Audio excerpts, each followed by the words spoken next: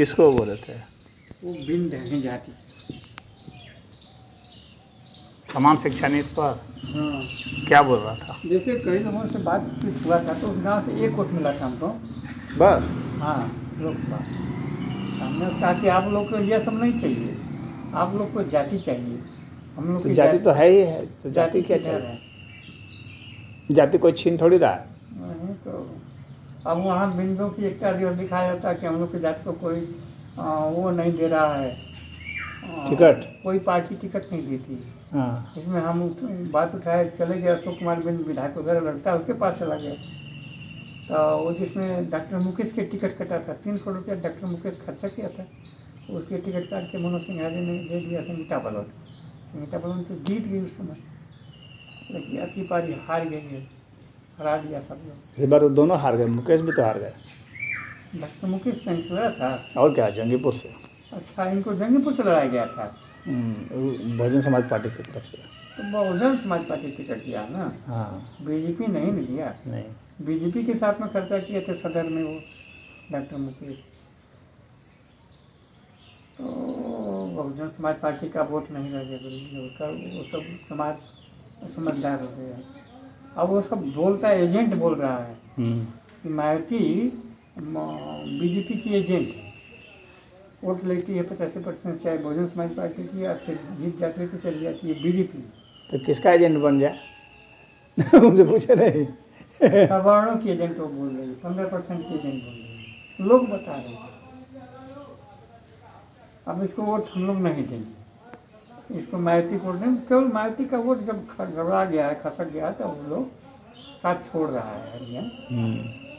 अब वो जान रहा है, जा रहा है वहाँ जहाँ वोट का बैलेंस है, तो साइकिल के साथ अभी कुछ वोट है, इसलिए साइकिल में जा रहा है वो।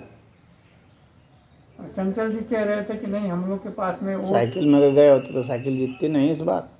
तो गाजीपुर से तो जीत गई बड़ी ना, जो गाजीपुर जहाँ से रह रहा है जीतने से उसी क्या में। होगा? हाँ, वो तो ठीक गाजीपुर है। से सरकार बन जाएगी क्या? तो लोग कहते हैं कि बेईमानी कर गई है, बैलेट से वोट होता तो जीत जाती, सब बेईमानी कर रहा है कंप्यूटर की मशीन से। तो क्या नहीं, गाजीपुर में एक भी सीट जीत पाई, बेईमानी करना था तो।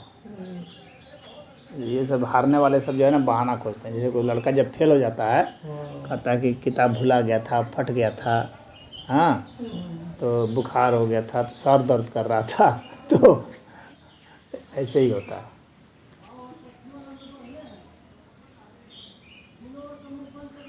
योगी जी बोल रहे हैं आज के समाचार में कि ठाकुर जी हेमिन का करी तो समान शिक्षा नीति पर क्या बात हुई? कुछ विशेष बात हुई कि नहीं? समान शिक्षा नीति पे चल रही है।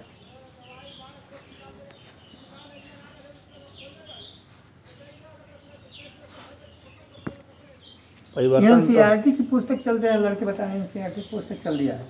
हाँ, तो एनसीईआरटी वगैरह में भी बहुत बदलाव किए जा रहे हैं, विशेषकर इतिहास वगैरह में। अच्छा। और नए तरीके से शिक्षा नीति को गढ़ा जा रहा है, जिसमें कि रोजगार पर ज़्यादा फोकस है, टेक्निकल नॉलेज पर, तकनीकी शिक्षा पर, ताकि किसी काम के हो जाए। डिग्री दे दिए और कुछ आता जाता है नहीं है तो क्या हो।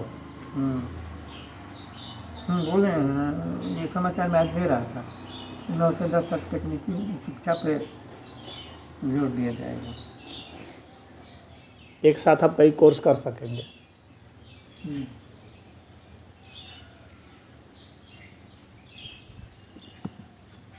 भारत में, भारत सरकार का जितना बजट है ना, उतना भारत से लगभग उतना पैसा भारत से बाहर चला जाता है खाली शिक्षा में, पता है? दूसरी जगह पढ़ने चले जा रहे हैं। हाँ, कोई जा रहा है रूस पढ़ने, कोई यूक्रेन, कोई चीन, कोई जापान, कोई ऑस्ट्रेलिया, कोई जर्मनी, कोई यूएसए, कोई ब्रिटेन, कोई फ्रांस। हाँ, तो ऐसे ऐसे लोग सब बाहर जा रहे हैं पढ़ने के लिए, और इतना खर्च कर रहे हैं, बाहर में बहुत है। तो यहाँ पर अगर कायदे की यूनिवर्सिटी अगर रहती भारत में, तो उतने पैसे बचते।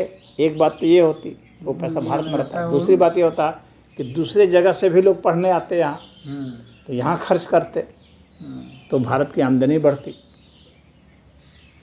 तो वो स्टैंडर्ड इन लोग को बढ़ाना चाहिए। बिल्डिंग तो खैर बना रहे हैं, बिल्डिंग तो बन रही है, लेकिन उस शिक्षा का स्तर नहीं बढ़ रहा है जिस हिसाब से पढ़ाना चाहिए, जैसे कोर्स होने चाहिए,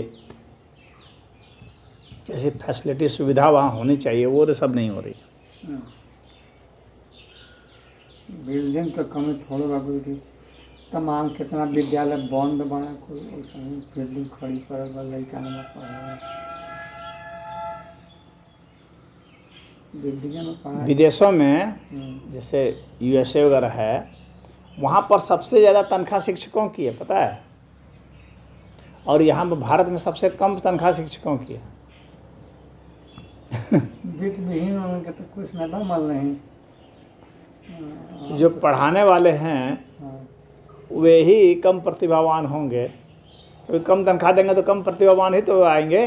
सरकारी विभाग में तो हाँ बोलिए, कायदे के बाद सरकारी विभाग में, सरकारी में जो कर रहा है नौकरी उसके लिए तो है, सरकारी विभाग में तो है, लेकिन वित्तविहीन लेकिन सरकारी विभाग जो है वो इतने बड़े देश को नहीं चला सकता, इतनी यूनिवर्सिटी नहीं खोल सकता, इतने महाविद्यालय नहीं खोल सकता। हाँ, उसके लिए तो प्राइवेट को करना। जो अच्छा पढ़ा रहे हैं, मेहनत से पढ़ा रहे हैं, अच्छे ब्रिलियंट छात्र पैदा कर रहे हैं, उनकी वेतन नहीं कुछ है, मानदेय के रूप में 500 रुपया भी नहीं है, वही व्यवस्था संस्था जो दे देती है 3000 4000। प्रमोशन और तनख्वाह को जो है ना, कुछ जैसे विदेशों में क्या है कि वहाँ पर शिक्षकों की तनख्वाह है ना वो फिक्स नहीं है। हाँ, वो जो विद्यार्थी जो पढ़ते हैं और जो गार्जियन होते हैं, तो उनका जो रिकमेंडेशन होता है वह बहुत मायने रखता है वहाँ तनख्वाह में। हाँ, उनके हिसाब से ग्रेड बनता है वहाँ पर, कितना जो है, कितने पसंद आपको कर रहे हैं, कितना अच्छा से पढ़ा रहे हैं आप, आपका चरित्र को, चाल को, आपकी पढ़ाई को, आपके तरीके को। हाँ, आप रेगुलर कितना हैं, कितना मेहनत कर रहे हैं, और आपके बच्चे का परफॉर्मेंस कैसा आ रहा है, बच्चे जो हैं कितना बढ़िया कर रहे हैं, उसके आधार पर वहाँ तनख्वाह है। अच्छा। हाँ, यहाँ जैसा नहीं है कि फिक्स कर दिया तनख्वाह इतना तो अब इतना ही मिल रहा है। हाँ, अब भारत में क्या है, फिक्स कर देते हैं, सबसे बड़ी प्रॉब्लम ये है। जो फिक्स करता है बाद में आदमी भी फिक्स हो जाता है। सोचता है कि अब हमको क्या, हमको मिलेगा ही मिलेगा, हमारी तनख्वाह तो कहीं जा नहीं रही है। जब तनख्वाह फिक्स नहीं की जाती, जब तनख्वाह होता कि नहीं, आप गार्जियन और बच्चे के परफॉर्मेंस के हिसाब से वो जो सलाह देंगे और आपके विषय में जो राय देंगे उसके आधार पर आपकी तनख्वाह होगी, तब ना मेहनत करता। तो वह यहाँ पर नहीं है। फीडबैक सिस्टम यहाँ नहीं है, इसके कारण ही जो है यहाँ पर शिक्षा की अवनति हो रही है।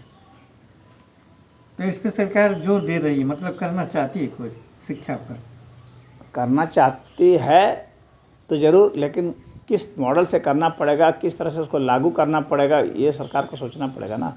ये तो एक तरह से बहुत बड़ा परिवर्तन ना होगा, यहाँ पर विद्रोह भी हो सकता है। हाँ, जिससे मिलिट्री में अभी करने की कोशिश की गई। हाँ, तो उस तरह से इसमें भी करने की कोशिश की जाएगी तो बहुत विरोध, क्योंकि मलाई खाने की आदत हो गई है, बैठे बैठे मलाई खाने की आदत हो गई है शिक्षकों को। सरकारी विद्यालय में जो हैं तो वे क्या कर रहे हैं, इसे आराम से हल्का फुल्का पढ़ा के संशोधन करने की कोशिश की गई तो विद्रोह हुआ। तो क्या वो विद्रोह से रुक गया काम? वो तो हो ही गया ना, तो हो ही गया, वो तो लागू कर ही दिया लोग। बिल्कुल लागू। विद्रोह किए लोग, तो विद्रोह से तो कोई रुका तो है नहीं, रुका नहीं है, लेकिन विद्रोह हुआ ना। विद्रोह किए 200-300 करोड़ की संपत्ति फूंक दी गई। बल्कि किए तोड़ फोड़ से, लेकिन ऐसा तोड़ फोड़ फूंक फाक नहीं करना चाहिए, धरना प्रदर्शन करना चाहिए। हाँ, धरना प्रदर्शन कीजिए, आपको विरोध करने का हक है। हाँ, धरना करना चाहिए, लेकिन फूंकना फाकना नहीं। हाँ, अब उतने संपत्ति फूंक रहे हो, अब और टैक्स तो फिर तुम्हारे से नहीं लिया जाएगा, ये काम नहीं चाहिए। उसमें लीडर बन करके धरना प्रदर्शन करो, भाषणबाजी करो जगह जगह, ये अलग अलग बात है। जैसे अन्ना हजारे की तरफ हर के समय सब लोग भाषणबाजी चट्टी चौराहा शुरू कर दिया, हर जगह से, हर जगह जुलूस निकलने लगा, चट्टी चौराहा भाषणबाजी होने लगी। ऑनलाइन शिक्षा भी आजकल लोकप्रिय हो रहा है, हालांकि उसकी अपनी बहुत सारी कमियां भी हैं, लेकिन कुछ लोकप्रिय हो रहा है, उसका भी कुछ फायदा है। फिर रोबोट के द्वारा भी शिक्षा बढ़ाई जा रही है, हाँ दी जा रही है। उसमें भी धीरे धीरे जैसे जैसे रोबोटिक्स बढ़ेगा वैसे वैसे होगा। तो गुरुजी जैसे हमान के बतिया तो ऐसा तो सलाहकार गुरुजी दिखे लोग ना, ऐसे सलाहकार जैसे आप बात करते हैं रामन का आपस में कि शिक्षा पर सुधार लेने की जरूरत है। तो अभी जो आदित्य योगी जी बोले हैं ये 9 से 10 मेडिकल कॉलेज में उद्घाटन करने के लिए योगी जी आज आ रहे हैं गाजीपुर। अच्छा, मेडिकल कॉलेज ये गाजीपुर में बड़ा बाजार ना। हाँ अस्पताल अस्पतालवा में वही ना मेडिकल कॉलेज मेडिकल कॉलेज है।